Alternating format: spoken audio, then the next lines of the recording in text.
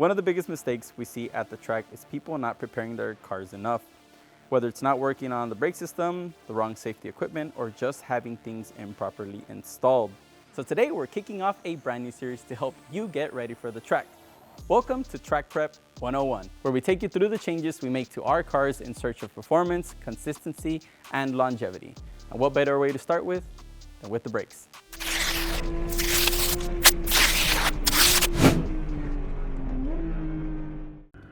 If your brake pedal goes soft on lap 3, your day's already over. Doesn't matter how much power your car makes, doesn't matter how good your tires are. If your brakes aren't track prepped, you're not chasing lap times, you're chasing survival.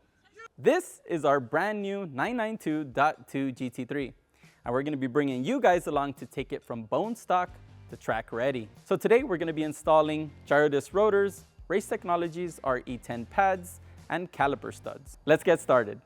So when it comes to brakes, the first thing we replace on these cars are the brake rotors. Now, don't get me wrong, the stock PCCBs are really good on track, but those of you who actually take the car to the track will see that after time, you really get a really weird pedal feel with the PCCBs.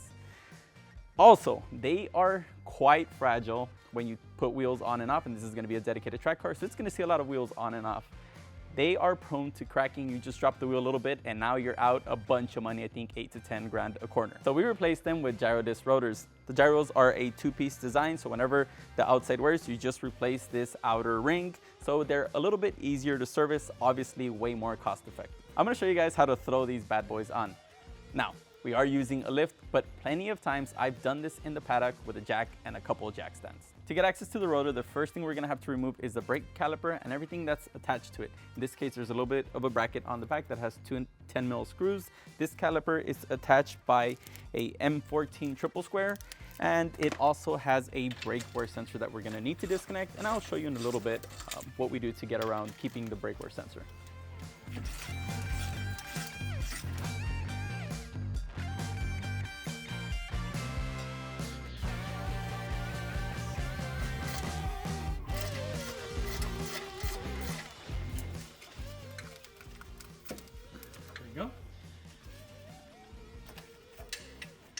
We remove the bolts, now we can remove the caliper. And one thing I like using is a metal hanger that attaches to the top of the coil. That way, we just pull this off and we set it aside to remove the rotor.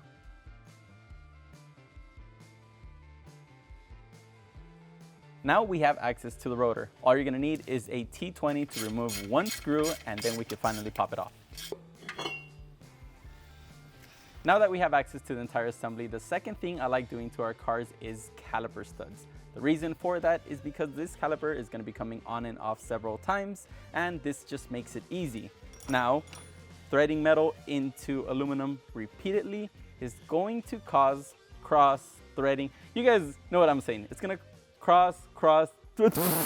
It causes issues. So by installing these, we are no longer worried about the cross-threading in the assembly, as it moves the clamp load to the top part of the stud.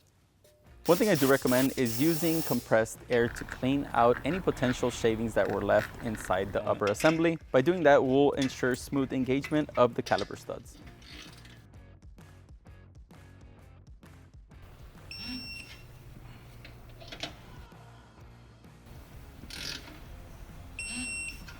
We got the caliper studs installed. Now we can throw on the Girodisc rotor. But one thing that's critical here is I like using a rag to wipe down the inside of the hat, and you also need to wipe down the hub. You don't want any grime and grit in between them. All we want is a clean mating surface.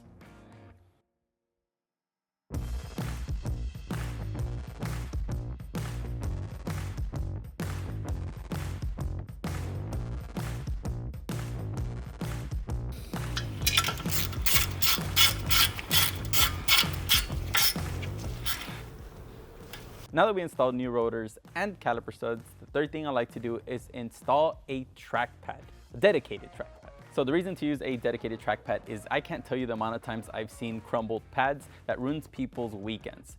Those pads aren't meant to simply handle the temperature. What a good pad, like the one we use, the Race Technologies RE10, is gonna do for you is it's gonna give you better brake feel, and they're actually gonna last longer. The one tool you're gonna need here is gonna be a brake caliper spreader. I like one like this, super simple, handy tool. First thing we're gonna do is we're gonna pop off the old brake pads, install the new ones, and then use the brake pad spreader to basically seat them correctly.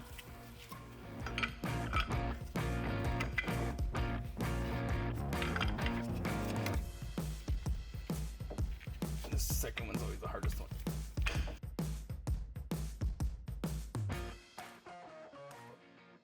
Alrighty guys, that's it. Now let's put everything back together.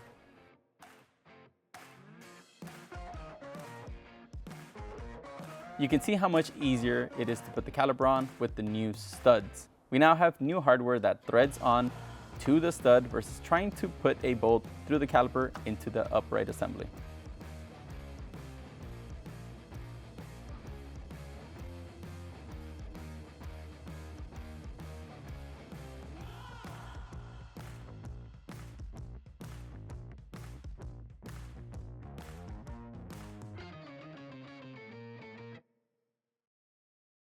One thing I forgot to mention is that not every trackpad keeps the provision for a brake wear sensor. So what you can either do is you can grab this whole sensor, punch it up, plug it in, zip tight inside the car, or what we do is we cut this off.